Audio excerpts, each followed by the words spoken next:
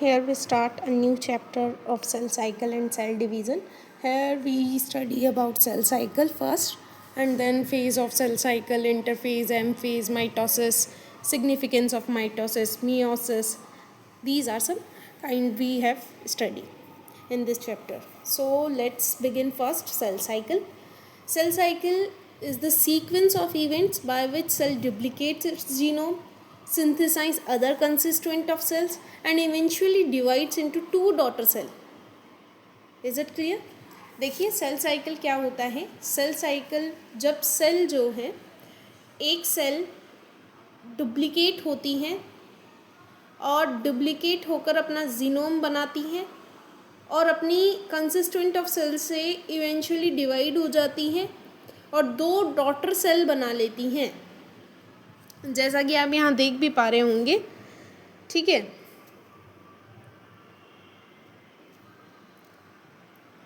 ये देखिए यहाँ पे हम देख रहे हैं कि ये सेल साइकिल है.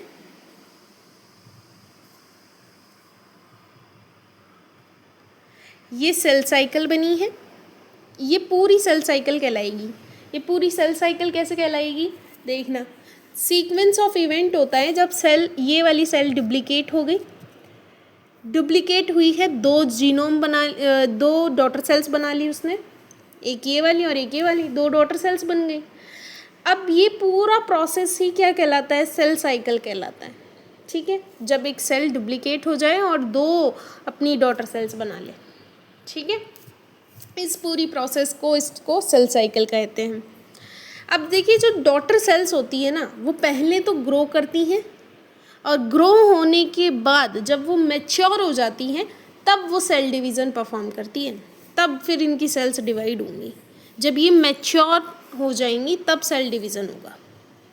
ठीक है, ये जेनेटिकली कंट्रोल्ड होता है. इसमें जो भी सीरीज ऑफ चेंजेस आएंगे वो कंट्रोल्ड होंगे.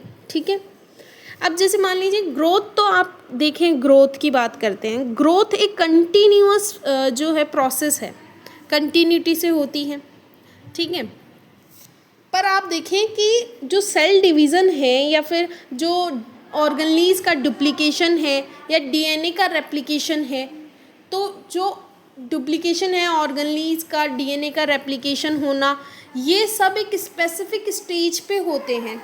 सेल साइकिल की एक स्पेसिफिक स्टेज पर ही जो है डुप्लीकेशन होता है ऑर्गेनलीज का और डीएनए रेप्लिकेशन का. जबकि ग्रोथ जो है वो एक कंटिन्यूअस प्रोसेस है जो कि वो लगातार होता है, पर ये एक स्पेसिफिक स्टेज पे होंगे. ठीक है, सेल ग्रोथ क्या है, रिजल्ट है रेशो डेवलपिंग न्यूक्लियस का.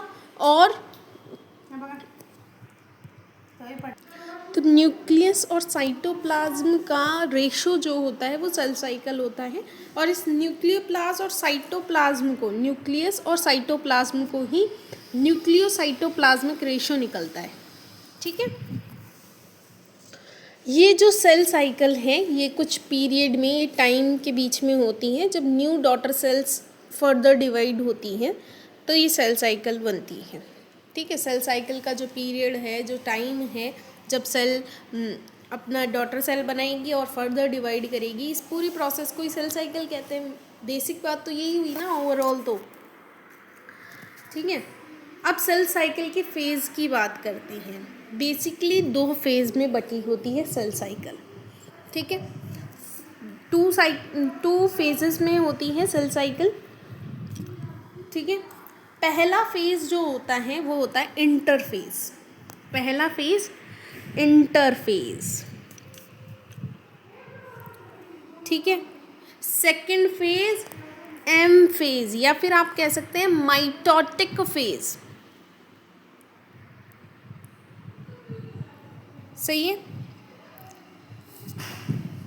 इंटरफेज क्या होता है, इंटरफेज वो फेज है, interphase is a phase between two successive M phase where the cell prepare itself for cell division. It consists in more than 95% duration of the cell cycle. क्या बात हुई है भाई, इंटरफेज की बात हुई है.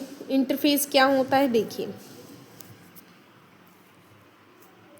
तो यहाँ हम बात कर रहे थे इंटरफेज की.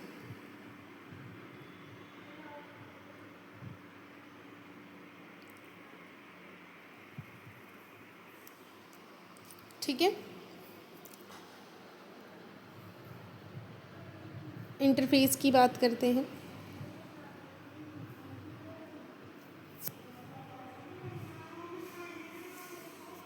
देखिए सेल साइकिल 2 फेजेस में बटी हैं, जैसे कि मैंने बताया भी आपको, ठीक है।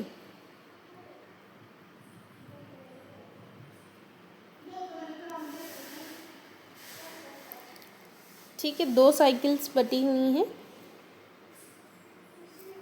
पहला है इंटरफेज,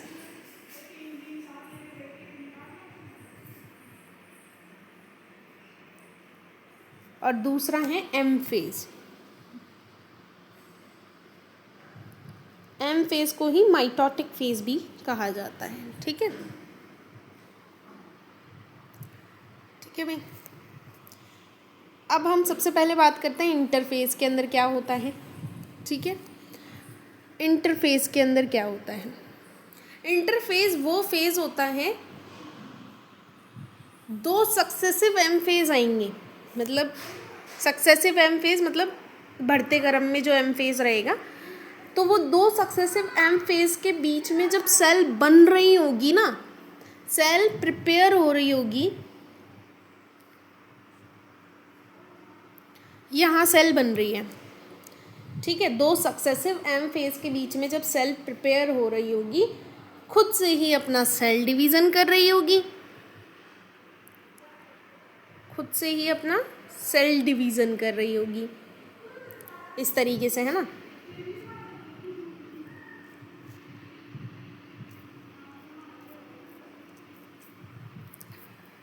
जब सेल एम फेज से माइटोटिक फेज से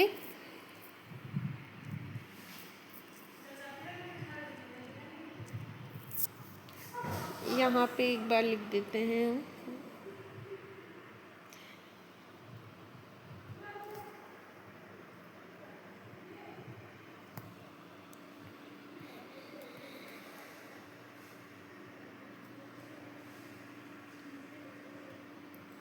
ये सेल थी, ये सेल जो है वो डिवाइड हो जाती है खुद से ही, इस फेज के अंदर ऐसा होता है,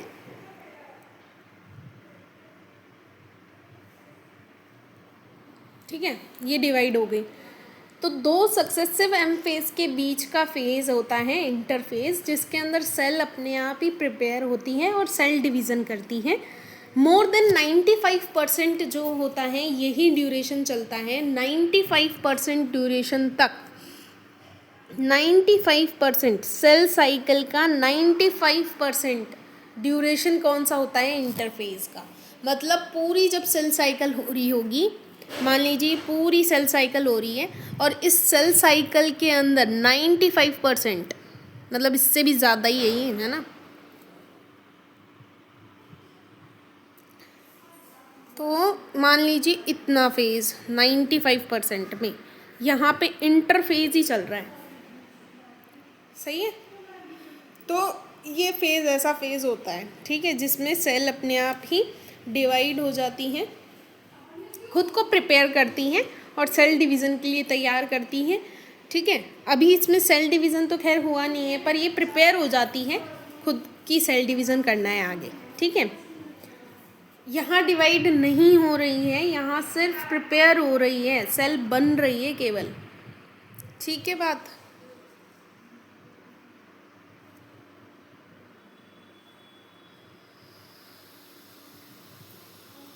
ठीक है, प्रिपेयर हो रही है।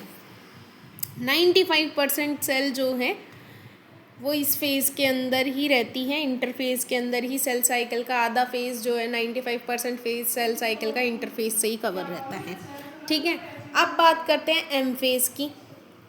एम फेज़ को ही माइटोटिक फेज़ या माइटोसिस कहते हैं। इस फेज़ के अंदर माइटोसिस तो होता ही है, तभी तो नाम निकाला है। अब इसके अंदर एक्चुअल सेल डिवीज़न देखने को मिलेगा। इसमें हकीकत में सेल डिवीज़न होगा, सेल यहाँ पर सेल डिवीज़न परफॉर्म होगा।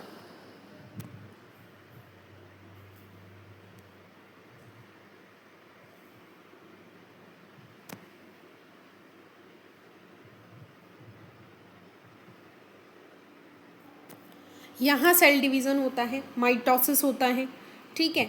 और सेल जो है वो अपनी इस फेज़ के अंदर ही क्या बनाती है, सेल डिवाइड होती है और 2 डॉटर सेल बनाती है, जैसा कि हमने यहाँ देखा इन्होंने 2 डॉटर सेल बना ली। यहाँ पे सेल डिवीज़न हुआ है, 2 डॉटर सेल बनी है इंटर एम फेज़ के अंदर।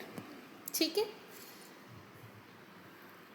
अब ये नहीं है कि ये जो सेल साइकिल का जो फेज़ है ये ऐसा ही रहता है कि 95% इंटरफेज़ ही रहेगा, ऐसा नहीं होता। हर एक ऑर्गेनिज्म के अंदर सेल साइकिल वेरी करती है, किसी में इतना हो किसी में ना हो, ये वेरी होता रहता है।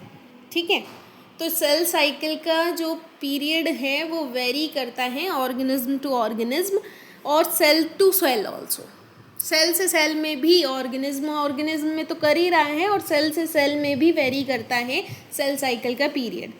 जैसे मान लीजिए एक एग्जांपल मैं आपको देती हूँ कि एक ईस्ट का सेल होता है, ईस्ट सेल जो है वो ईस्ट की सेल जो है वो डुप्लीकेट करती है या सेल डिवाइड करती है 90 मिनट्स के अंदर। 90 मिनट्स के अंदर एक सेल ईस्ट सेल जो है वो डिवाइड करती है एक बार में। ठीक है, जबकि एक ह्यूमन की सेल की बात करें तो एक ह्यूमन की सेल जो होती है वो डिवाइड होती है अप्रॉक्सीमेटली 24 आवर्स लेती है डिवाइड होने में।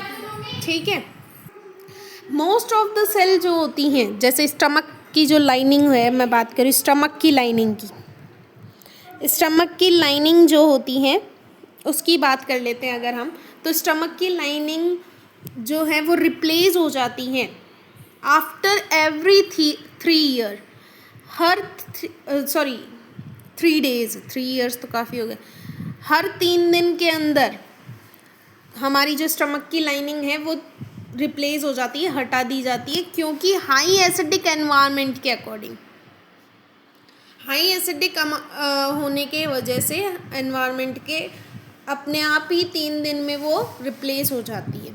ठीक है, अब इंटरफेस की और थोड़ी सी बात करते हैं, ये तो मैंने थोड़ा सा बताया है। इंटरफेस की और बात करें तो इंटरफेस एक लॉन्ग नॉन डिवाइडिंग और ग्रोइंग फेज दिख रहा है हमें सेल साइकिल का, जो कि बड़ा ही लंबा समय है, 95% मतलब काफ़ी लंबा समय है। और नॉन डिवाइडिंग, यहाँ तो कोई डिवीज़न भी नहीं हो रहा है। ठीक है, और ग्रोइंग फेज, यहाँ पे सिर्फ सेल ग्रो कर रही है। ठीक है भाई, इसलिए इसके ये नाम निकाल दिए। ये मोस्ट एक्टिव स्टेज है सेल साइकिल की, यहाँ पर सेल साइकिल सबसे मोस्ट एक्टिव दिखाई देगी आपको।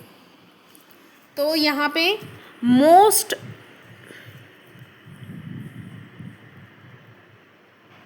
Active phase,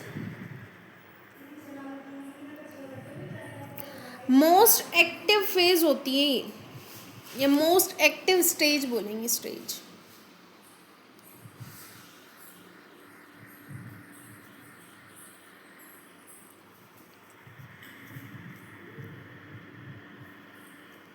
most active stage होती है इसके अंदर सेल साइकिल के अंदर।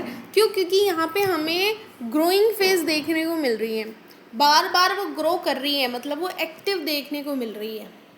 ठीक है, both cell growth, DNA replication, ऐसे मैनर के अकॉर्डिंग चलता है ये। ठीक है, पहले सेल ग्रोथ करेगी और फिर डीएनए होगा, तो ये अकॉर्डिंग टू मैनर चलता है। ठीक है, इनका एक फिक्स मैनर होता है।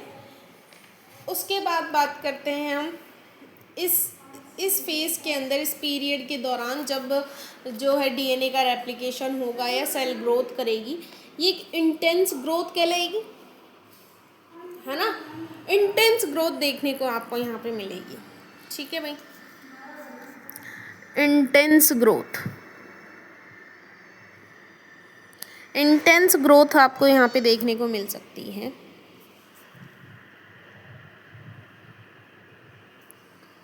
ठीक है, यहाँ पर सेल जो है वो बायोमोलिक्यूल्स की ज़रूरत होगी उनको, जब वो डिवीज़न करेंगी, ड्यूरिंग डिवीज़न यहाँ पर आगे जब ये सेल डिवाइड होगी, यहाँ की बात करें अगर हम, जब माइटोटिक फेज़ में जाएगी तो सेल डिवाइड करेगी, और जब सेल डिवाइड करेगी तो इसे मेटाबॉलिज्म की ज़रूरत होगी। तो वो मेटाबॉलिज्म वो कहाँ से लाएगी? वो इंटरफेज़ में ही तैयार कर लेगी। इंटरफेज में ही तैयार कर लेगी। मतलब यहाँ पर cell stock of the biomolecules की जो ज़रूरत होगी सेल डिवीज़न में, वो यहीं पर सिंथेसाइज होता है। तो synthesise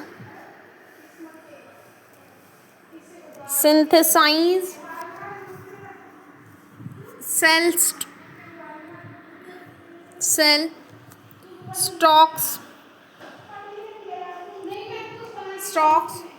all the biomolecules required in other phase। जो हमें आगे के फेज में ज़रूरत होगी वो यहीं बन जाएगा। ठीक है भाई।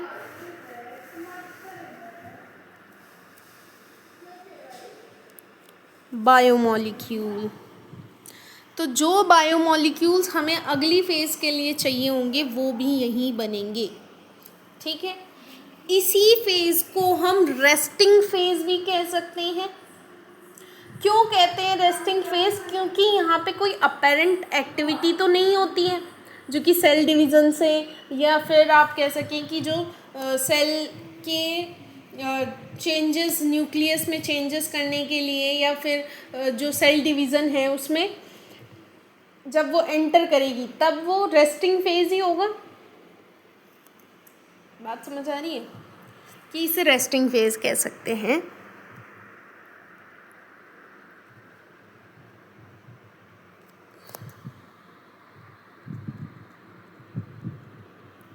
क्यों हम इसे रेस्टिंग फेज कह रहे हैं? क्योंकि ये कोई अपेरेंट एक्टिविटी सेल डिवीज़न से रिलेटेड नहीं करती है। हालांकि ये जो है ये सेल के बनने का, सेल से न्यूक्लियस बनने का सफ़र ज़रूर करती है ना, पर ऐसा कोई अपेरेंट एक्टिविटी इसमें देखने को नहीं मिलती, इसलिए इसे रेस्टिंग फेज भी कहा जाता है।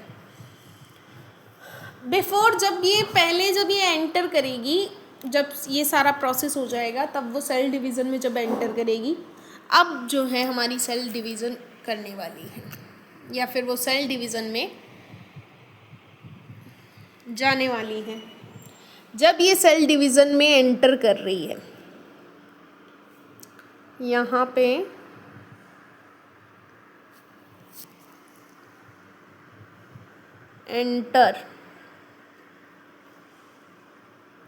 एंटर हो रही है किस चीज़ में? सेल डिवीज़न में।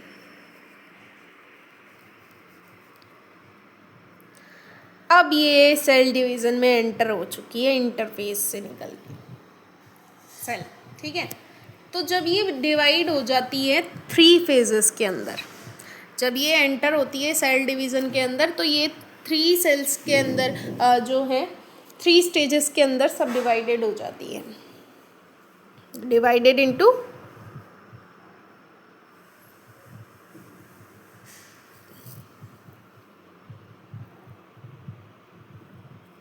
3 फेजेस।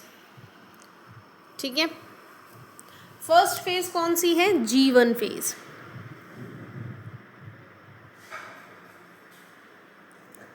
ठीक है भाई, इस फेज में एंटर हो गई। सेकेंड फेज जिसमें एंटर हुई है वो है S फेज।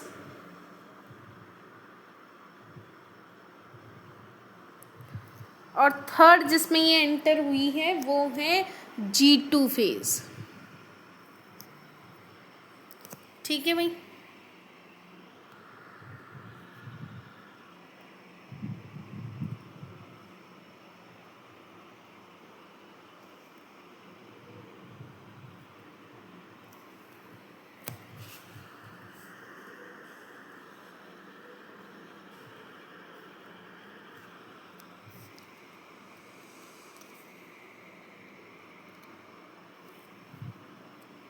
ठीक है।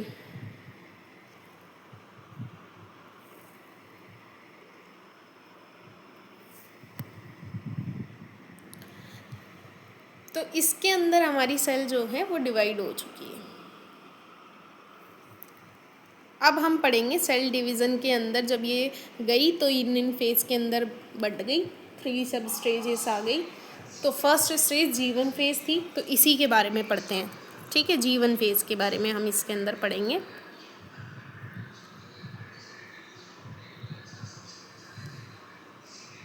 भाई यहाँ हम पढ़ते हैं G1 फेज़ के बारे में।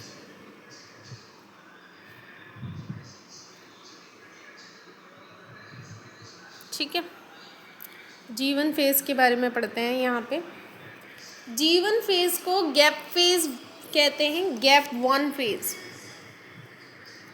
Gap one phase.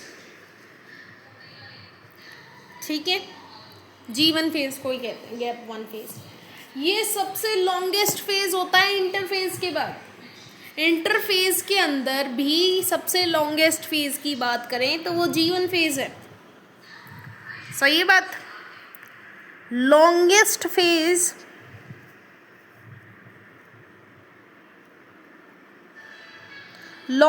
Phase of interphase. Interphase के अंदर सबसे लॉन्गेस्ट फेज़ जो चलती है वो G1 फेज़ चलती है। ठीक है, यहाँ पे एक बार समराइज़ करने के लिए मैं एक चीज़ बता देती हूँ आपको। चलिए यहाँ समराइज़ करते हैं। हमने जो जो पढ़ा है वो समराइज़ यहाँ पे हम करेंगे। हमने यहाँ पे थोड़ी देर पहले ही पढ़ा था कि सबसे लंबी फेज़ जो है वो इंटरफेज़ है। ये हमने यहाँ पे पढ़ा था आपने। ठीक है, इंटरफेज़ के बारे में हमने यहाँ पे पढ़ा था कि जो सबसे लंबी फेज़ देखी वो हमने इंटरफेज़ देखी। ठीक है, यहाँ पे कुछ मैं आपको अच्छा सा बताने वाली हूँ तो इसलिए गैप जो है वो यहाँ पे बन गया है अच्छे से। देखना अब, इंटरफेस सबसे बड़ी फेज़ थी, 95% सेल का यही कर रही थी। ठीक है, तो 95% मतलब बहुत ज़्यादा हो गया है ना। तो यहाँ पे मैं मान लीजिए ये वाला फेज़, इसके अंदर 95% फेज़ जो है वो इंटरफेज़ है सेल साइकिल का।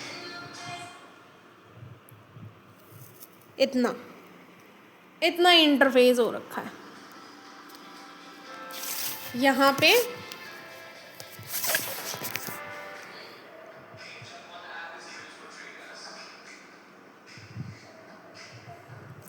ठीक है, इंटरफेज़ है 95%। ठीक है, ये सेल साइकिल है हमारी।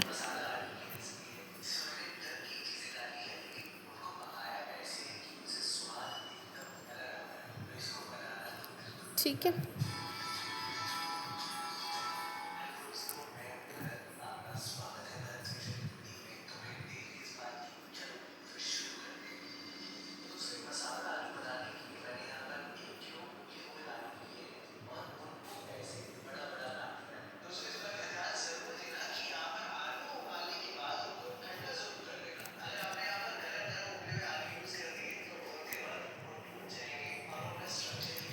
ठीक है,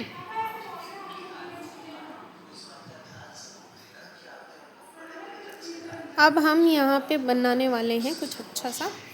वो है कि इंटरफेज़ में हमने 95% ये चीज़ पढ़ी थी। फिर हमने आगे जाके एक चीज़ और पढ़ी थी। हमने आगे जाके एक चीज़ ये पढ़ी कि इंटरफेज़ के अंदर भी एम फेज़ सबसे बड़ा फेज़ है।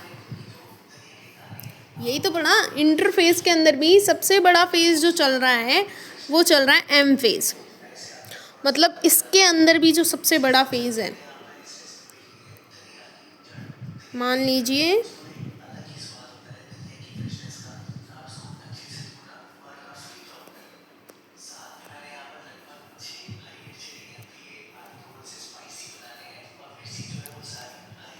इस तरीके से है। ठीक है,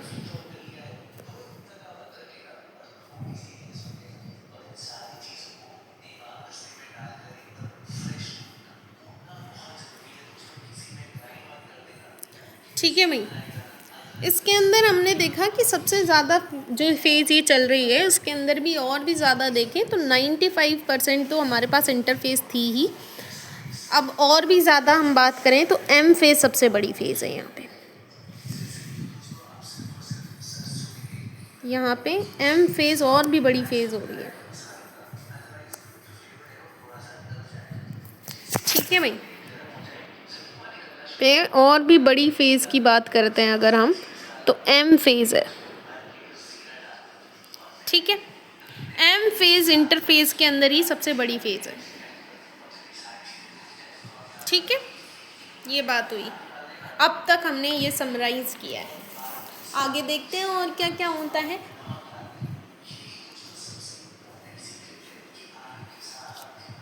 चलिए अब आगे हम और पढ़ के आते हैं, उसके बाद यहाँ बात करेंगे,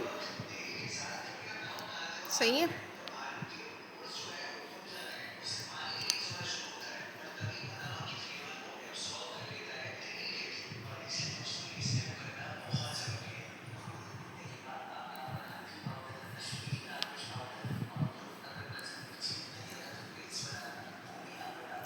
चलिए भाई, हमने इतनी बात कर ली थी। अब आगे हम जो बात करने वाले हैं वो ये करने वाले हैं कि इसके अंदर जो है लॉन्गेस्ट फेज़ इंटरफेज़ है।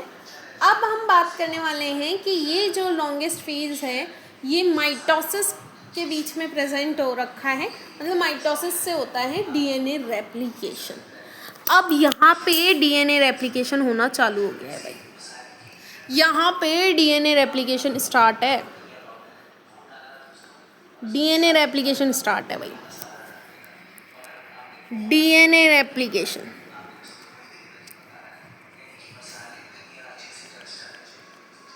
डीएनए रेप्लिकेशन हो गया, ठीक है भाई। उसके बाद बात करते हैं, तो यहाँ पे ये जो फेज़ है ये एक्टिव है आरएनए और प्रोटीन के लिए भी। तो यहाँ पे active for RNA and DNA, sorry RNA and protein,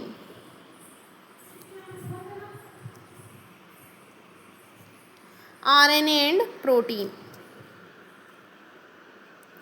RNA और प्रोटीन के लिए भाई ये सबसे एक्टिव स्टेज है, ठीक है। यहाँ पर ही सेल जो है वो न्यूक्लियोटाइड्स बनाती है, यहाँ पर ही सेल्स न्यूक्लियोटाइड बनाती है भाई। और ना केवल न्यूक्लियोटाइड, यहीं पर ही एटीपी सिंथेसिस होता है भाई, सिंथेसिस न्यूक्लियोटाइड। ना केवल न्यूक्लियोटाइड, एटीपी, और ना केवल एटीपी, यहाँ पे तो अमीनो एसिड्स, अमाइनो एसिड्स भी बन रहे हैं भाई, और भी बहुत सारी चीज़ें, तो हम यहाँ पे एटसेट्रा लगा लेते हैं। यही बनता है, G1 फेज में ही बनता है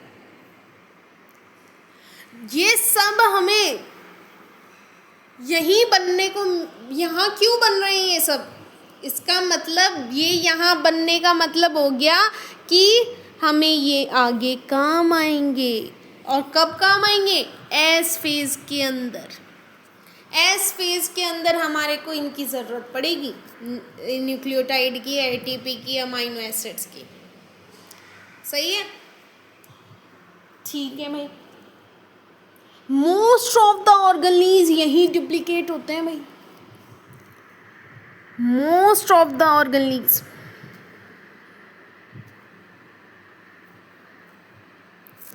most of the organelles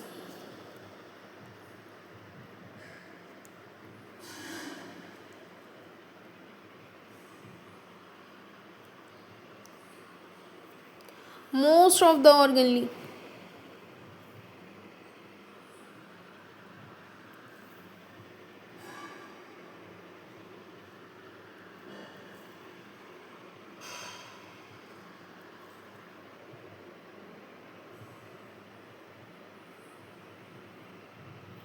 most of the organelle यही डुप्लीकेट करेंगे भाई।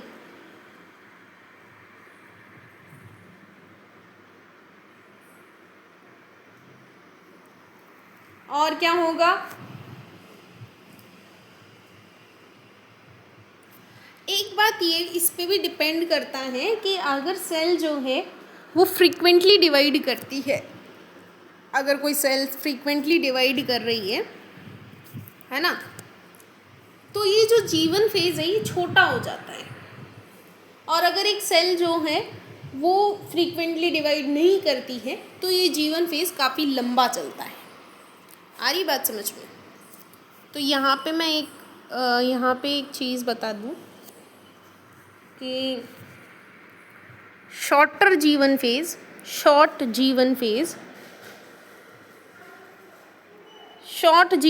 कब होता है ये बात कर लेते हैं हम इसके अंदर।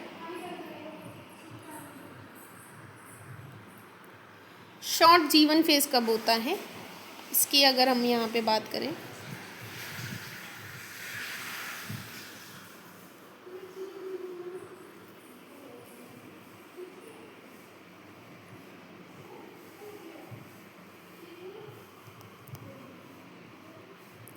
शॉर्ट जीवन फेज ये कब होता है, शॉर्ट जीवन फेज कब होता है इसकी बात कर रही हूँ मैं।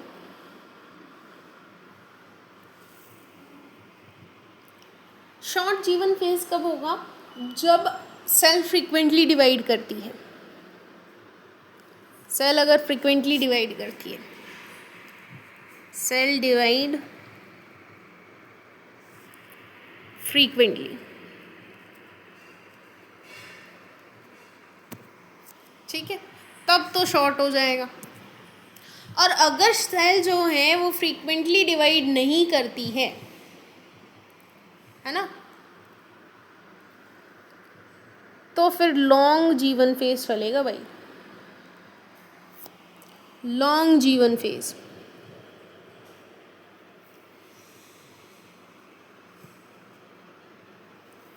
और ये लॉन्ग जीवन फेज क्यों चलेगा, क्योंकि यहाँ पर क्या हो रहा है, यहाँ पर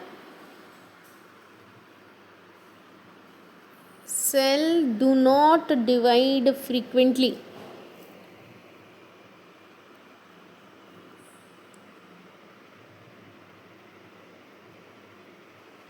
डिवाइड फ्रीक्वेंटली।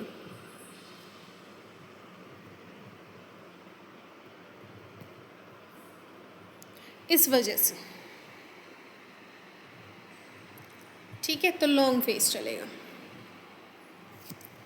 ये बात क्लियर। अब इसी के अंदर एक छोटा सा और बात करते हैं जी नॉट फेज, ठीक है, इसी के अंदर बात करेंगे जी नॉट फेज।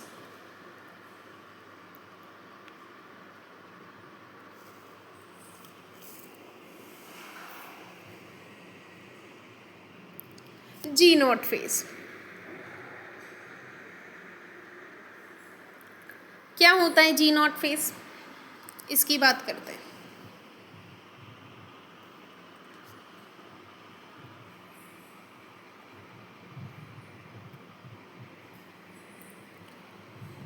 इसकी बात करते हैं भाई, जी नॉट फेज की। जी नॉट फेज में क्या होता है कि एक नॉन डिवाइडिंग सेल एंटर करती है, तो एक क्वेश्चन स्टेज कहते हैं इसको।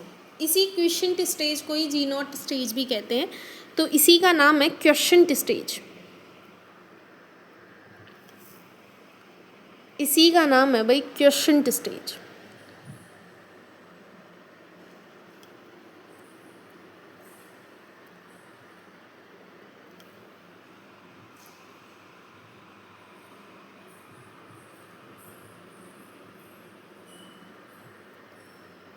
ठीक है, इस स्टेज में क्या होता है, जब नॉन डिवाइडिंग सेल एंटर करती है,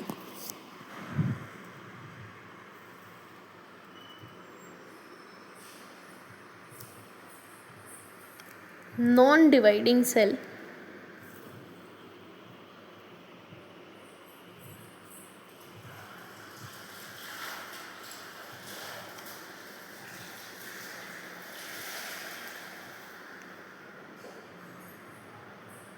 नॉन डिवाइडिंग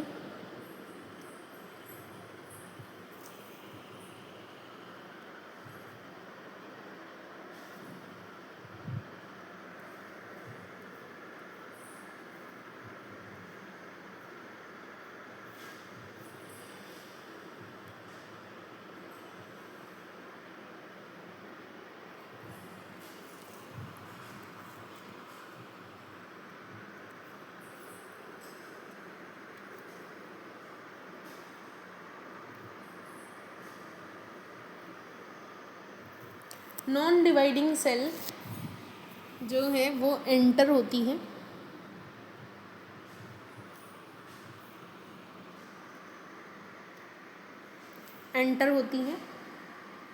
तो इसे क्वेश्चन स्टेज और जी नॉट स्टेज कहते हैं सेल साइकिल का। और इफ़ दिस स्टेज या phase cell remains mitotically active, इस स्टेज में क्या होता है कि सेल जो है वो माइटोटिकली जो है एक्टिव होती है, mitotically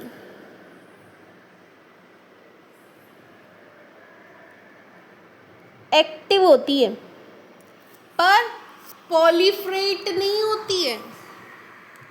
do not proliferate, do not proliferate. Active भले ही है पर पॉलीफ्रेट नहीं करती, इधर उधर नहीं जाएगी। इसका मतलब हो गया कि जब वो पॉलीफ्रेट नहीं करती है तो हम इस चीज़ को समझ सकते हैं जैसे नर्व सेल्स है। इसका एक एग्जांपल अगर मैं बात करूं तो वो हो गई नर्व सेल्स। नर्व सेल्स क्यों है भाई? नर्व सेल्स इसलिए है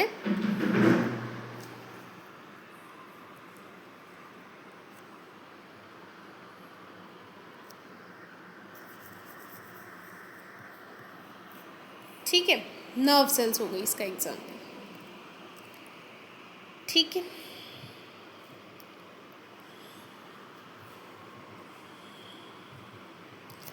कि जी नॉट फेज जो होती है वो क्वेश्चन फेज स्टेज होती है, जिसके अंदर नॉन डिवाइडिंग सेल जो है वो एंटर करती है, माइटोटिकली एक्टिव होती है पर पॉलीफ्रेट नहीं करती है।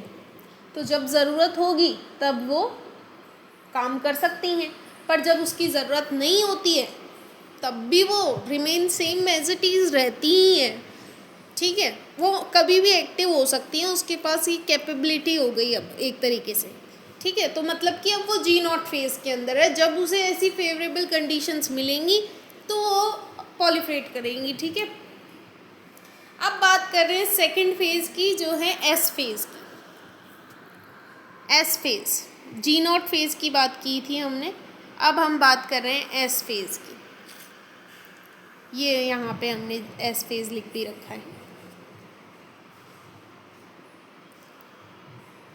ये रहा एस फेज, इसी की बात चलेगी भाई।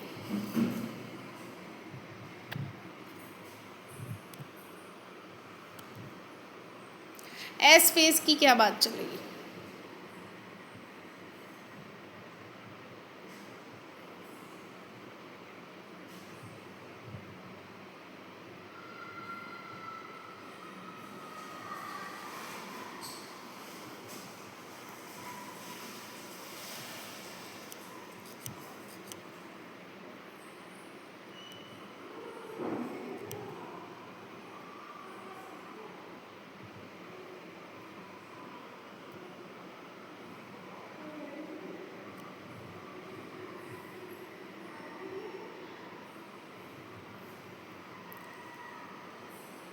चलिए भाई एस फेज की बात कर लेते हैं यहाँ पे हम।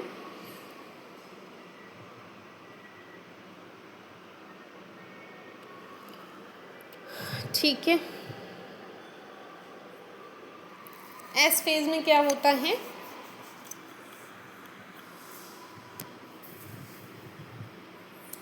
इस फेज को सिंथेसिस फेज भी कहते हैं भाई। यहीं पे चीज़ बन बन के आ रही थी, क्योंकि यहीं सेल डिवीज़न होगा। यहीं के लिए हमने जीवन फेज में इतनी सारी जो है पहले से तैयारियां कर रखी थी, ऑर्गेनीज बनाए, डुप्लीकेशन किया, आरएनए प्रोटीन बनाए। क्यों बनाए? ताकि हम एस फेज में जो है जो कि बनेंगी चीज़ें तब वहाँ काम आएंगी, है ना। तो वहाँ पे हमने पहले ही ये चीज़ें बना ली थी, अब हमारे सिर्फ काम आ जाएंगी ये चीज़ें। इसीलिए इस फेज को सिंथेसाइज फेज कहते हैं, सिंथेसाइज फेज।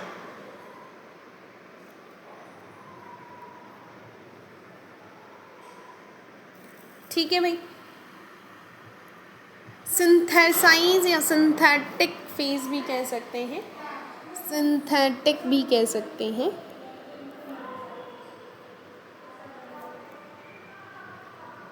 सही है।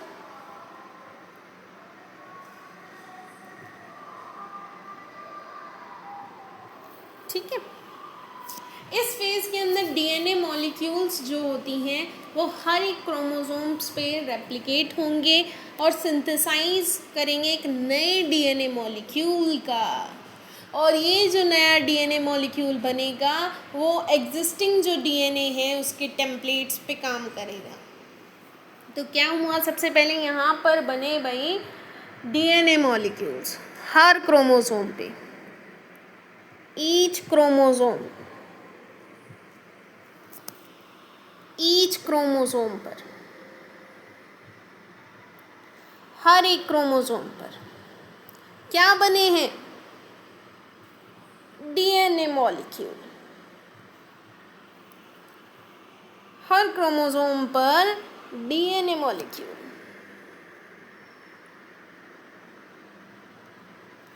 डीएनए मॉलिक्यूल बने, और ये डीएनए मॉलिक्यूल रेप्लिकेट हो रहे हैं, और रेप्लिकेट होके टेम्पलेट पे डीएनए बना रहे हैं, डीएनए बना रहे हैं भाई।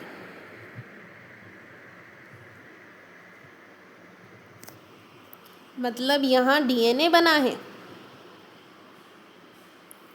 ठीक है। हर क्रोमोसोम एक नया, हर क्रोमोसोम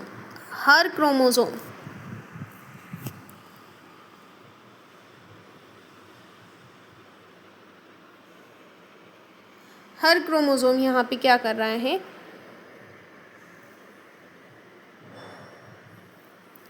हर क्रोमोसोम यहाँ पर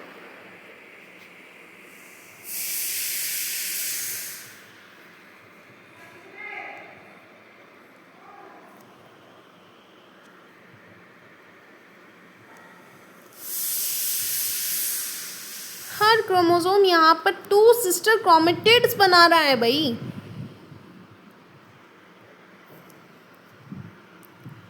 2 सिस्टर क्रोमेटिड्स बन रहे हैं यहाँ पे, हर क्रोमोसोम 2 सिस्टर क्रोमेटिड बनाता है।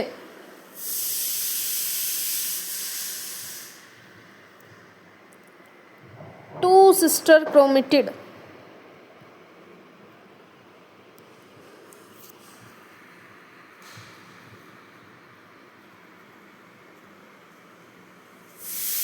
दो सिस्टर क्रोमेटिड बन रहे हैं, बात समझ रहे हैं। चलिए, 2 सिस्टर क्रोमेटिड बन रहे हैं, एक कॉमन सेंट्रोमियर है इनके पास, ये तो बात समझ में आती है ना अपने को, कि 2 सिस्टर क्रोमेटिड होंगे मतलब कॉमन सेंट्रोमियर होगा। ये कोई बड़ी बात नहीं थी, ये कोई बड़ी बात नहीं थी।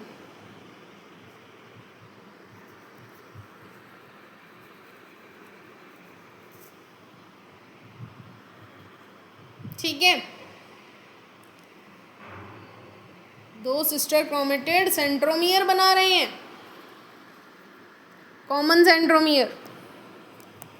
उसके बाद यहाँ पर ये जो सेल है ये ओरिजिनल डिप्लॉइड, अपना ओरिजिनल डिप्लॉइड क्रोमोसोम नंबर रख रखी है। ये बात स्पेशल नोट कीजिए, ये बात स्पेशल है, इसे थोड़ा बड़ा लिखेंगे। यहाँ पे सेल जो है वो ओरिजिनल डिप्लॉइड नंबर कंटेन कर लिए हैं भाई। सेल ने यहाँ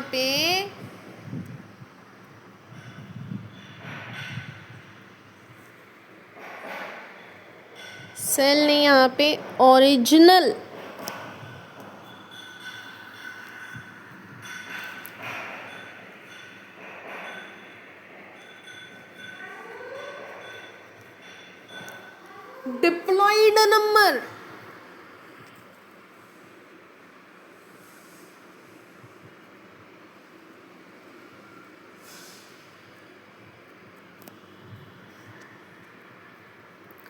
डिप्लॉइड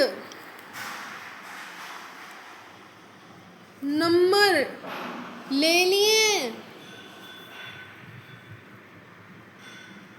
रिटेन कर लिए हैं भाई, सही है। सेल ने original duplicate diploid number 2n ले लिए, but now has duplicate gene set also, gene set भी डुप्लीकेट है, डुप्लीकेट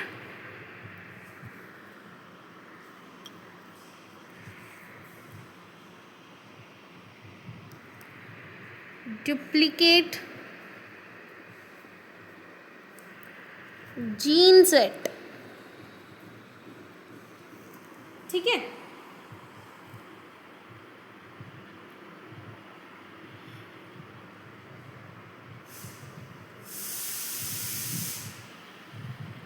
अब यहाँ पे सेल जो है ना, यहाँ पे सेल जब 2n हो चुकी है, यहीं एस फेज के अंदर ही ये अपना अमाउंट डबल कर लेती है, डबल अमाउंट होता है यहाँ पे।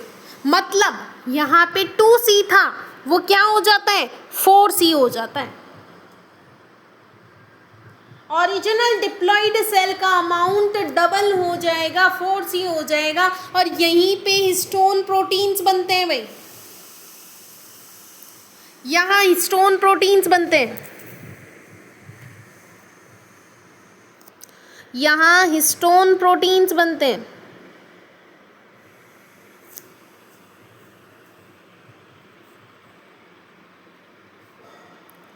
यहाँ हिस्टोन प्रोटीन्स बनते हैं।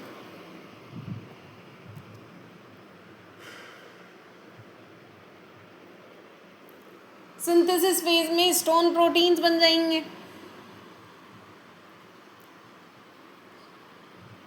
ठीक है। अब यहीं एस फेज के दौरान हम अगर एनिमल सेल की बात करते हैं, ठीक है, एनिमल सेल की बात कर रहे हैं,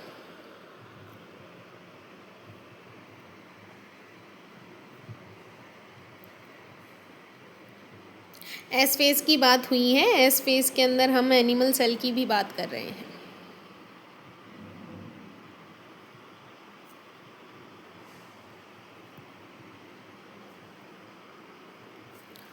ठीक है।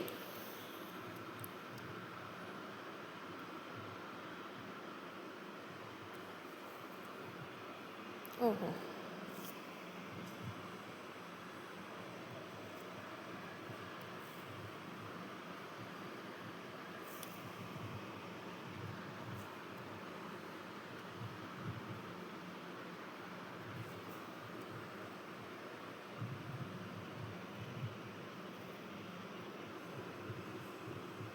एनिमल सेल की बात कर रहे हैं, क्या बात करनी है इस फेज के अंदर एनिमल सेल की, कि यहाँ पे जो एनिमल सेल है इसमें डीएनए रेप्लिकेशन जो है वो न्यूक्लियस शुरू करता है, न्यूक्लियस में डीएनए रेप्लिकेशन स्टार्ट होता है, और जो सेल ट्रियोल है वो डुप्लीकेट होता है साइटोप्लाज्म के अंदर। ये बात समझ रहे हैं आप, एनिमल सेल में क्या हो गया है, एनिमल सेल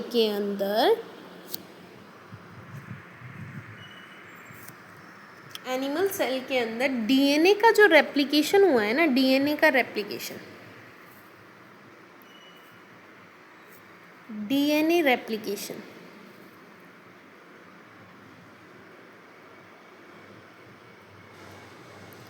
इस डीएनए का रेप्लिकेशन हुआ है न्यूक्लियस के अंदर, सही बात है, समझ में आने वाली भी बात है। एनिमल सेल के अंदर डीएनए रेप्लिकेशन न्यूक्लियस के अंदर हो रहा है, कोई बात नहीं है बड़ी। उसके बाद यहाँ पर सेंट्रियोल्स डुप्लीकेट हो रहे हैं, सेंट्रियोल डुप्लीकेट, मैं इसे फिर से वैसा ही लिखना चाहती हूँ,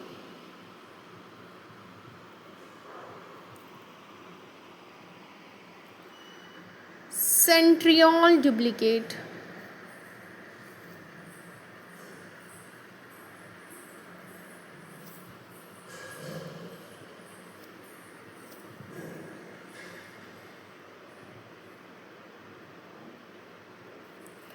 सेंट्रियोल डुप्लीकेट हो रहे हैं साइटोप्लाज्म में।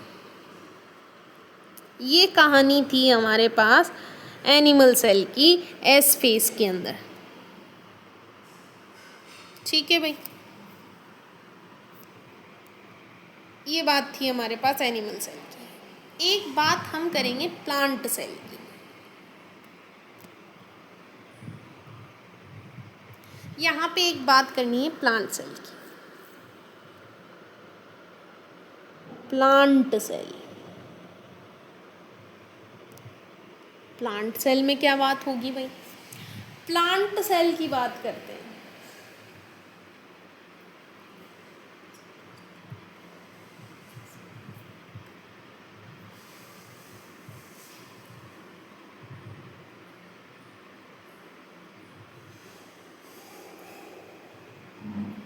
प्लांट्स के अंदर, प्लांट सेल के अंदर ये जो सेंट्रियोल्स होते हैं ना, ये एब्सेंट होते हैं।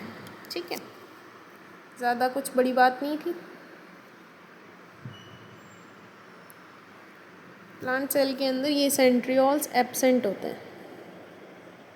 Centriole absent.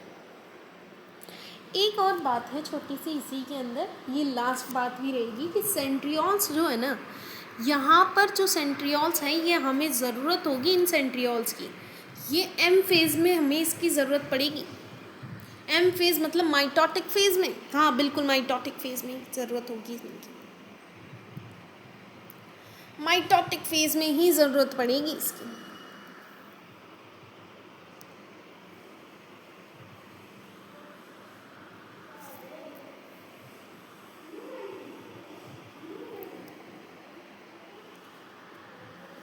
सही है।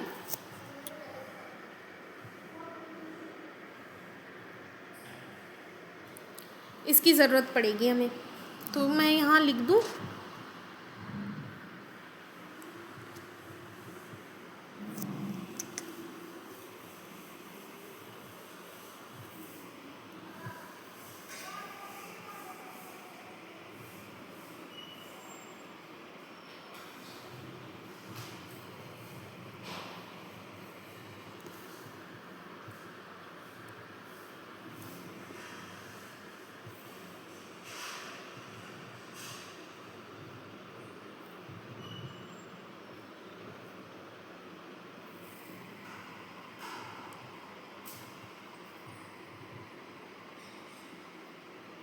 ठीक है।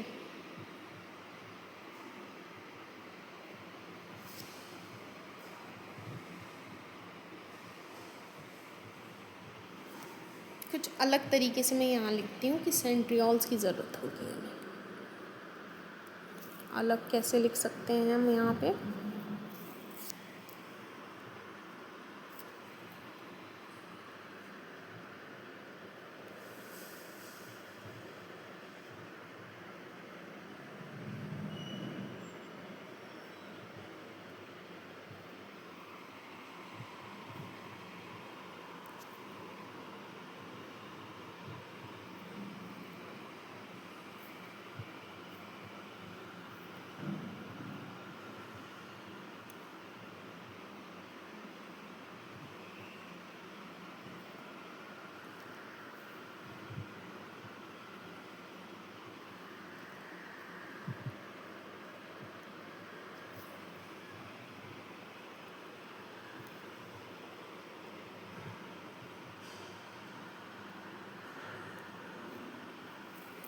ठीक है, इस तरीके से मैंने लिख दिया है ताकि आप याद रख सकें। ये हमारी होगी एस फेज। काफ़ी इजी था।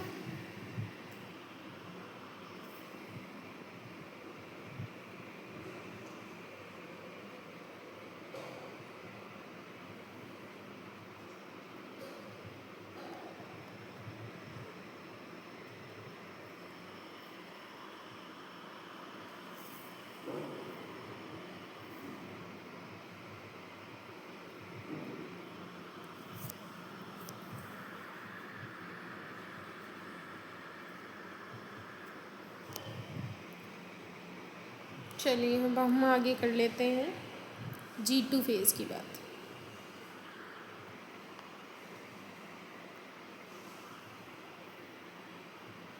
आगे हम बात कर रहे हैं G2 फेज की।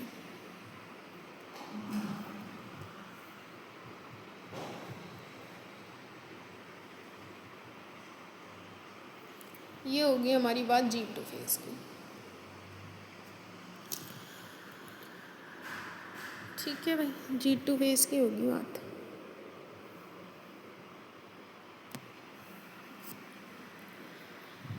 G2 फेज को गैप 2 फेज भी कहते हैं।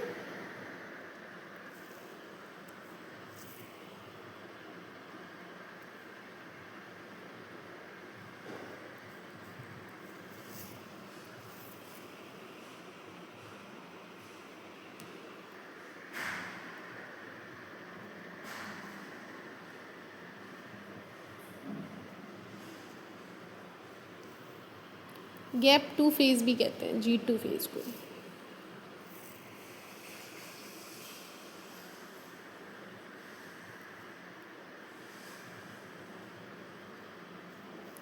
ठीक है भाई, ये सेकंड गैप फेज के नाम से जाना जाता है। ठीक है,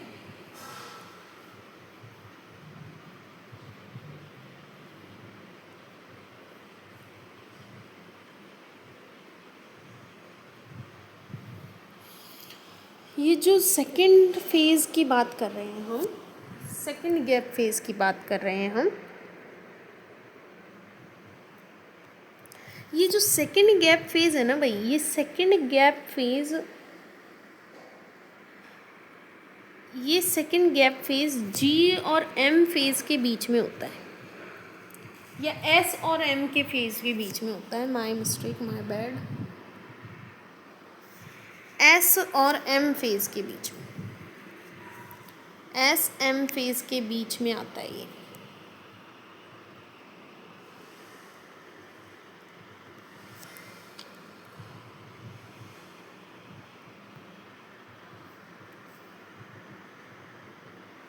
ठीक है,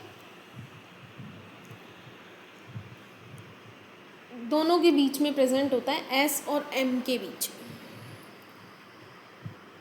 ठीक है, M फेज कौन सी है भाई?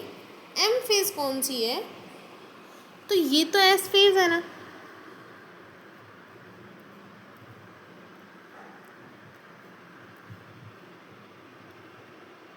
ये तो S फेज है ना। हाँ, ये तो S फेज है, और इस फेज के साथ मैं इस फेज को थोड़ा सा अच्छा कलर देना चाहूँगी।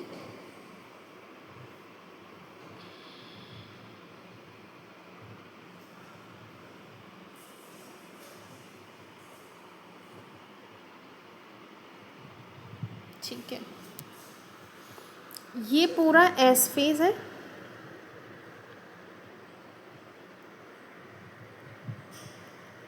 इस S फेज का संबंध है आने वाले M फेज से, और ये दोनों कॉमन चीज़ें रखते हैं बहुत सारी। ठीक है, और जो कॉमन रख रखे हैं ना, मैंने उनको अलग से कर रखा है, तो इस बात की हमारे कोई चिंता नहीं रहेगी।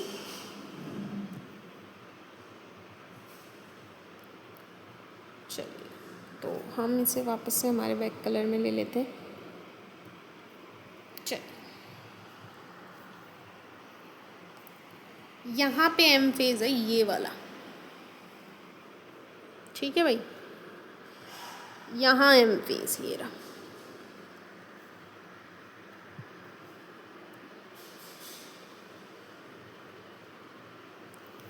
इसको भी हमने पिंक कलर दे रखा है।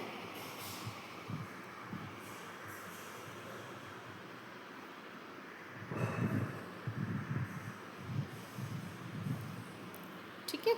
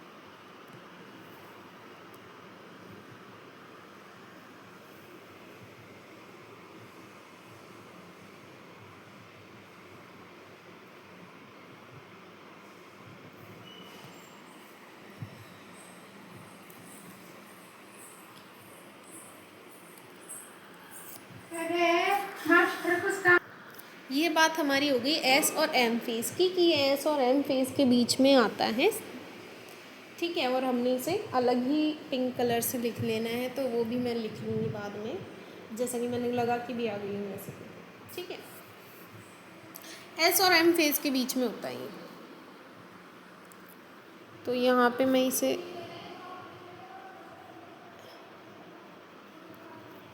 एस और एम फेज़ के बीच में प्रेजेंट होता है।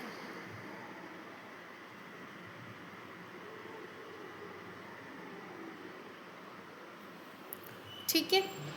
उसके बाद हमने यहाँ पे बात करनी है कि ट्यूबुलिन प्रोटीन बनता है यहाँ पे। यहाँ पर ट्यूबुलिन प्रोटीन बनता है, ट्यूबुलिन प्रोटीन, ट्यूबुलिन प्रोटीन।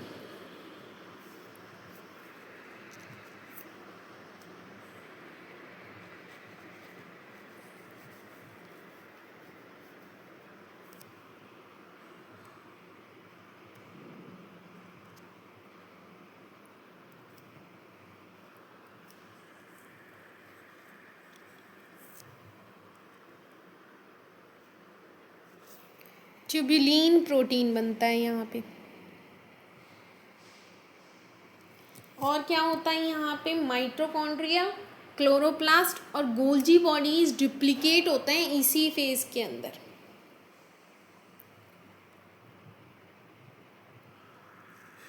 तो कौन कौन डुप्लीकेट होता है, माइटोकॉन्ड्रिया,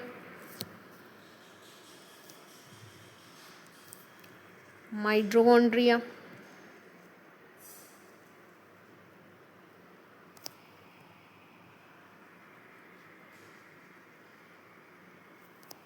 फिर माइटोकॉन्ड्रिया, क्लोरोप्लास्ट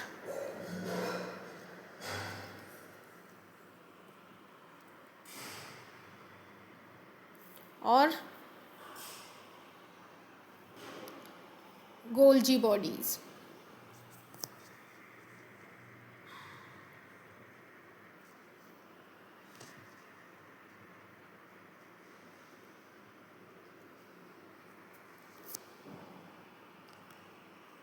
क्या होती हैं ये सारी चीज़ें, ये सारी चीज़ें यहाँ पे डुप्लीकेट होती हैं, duplicate.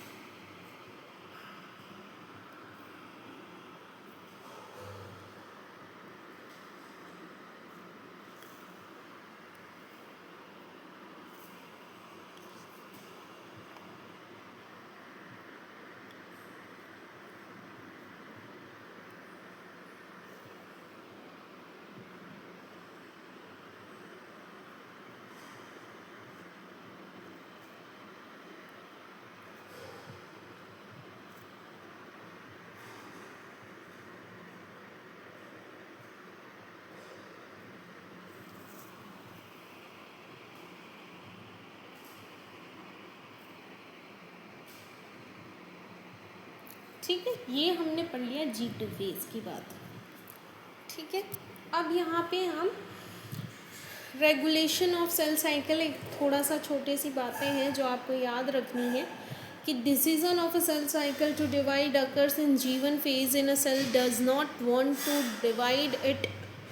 It will enter into G2 phase or quiescent phase. When the condition changes, the cell can enter back into G1 phase. G and S transition in the cell cycle is called a restriction point, or you can say checkpoint. This is the major checkpoint. Once the cell crosses the restriction point, it is designated to complete cell cycle. Another minor checkpoint is G2 or M transition. Cell cycle, next is cell cycle is regulated by cyclin dependent protein kinase. Next is cyclins are proteins that activate protein kinase to regulate eukaryotic cell cycle. G1 to S transition is carried out by G1 cyclin plus CDC2 kinase. Next, G2 to M transition is triggered by maturation promoting factor formed by mitotic cyclin plus CDC2 kinase. In this lecture, this is all for this, and we start in next M phase, mitotic phase. So thank you.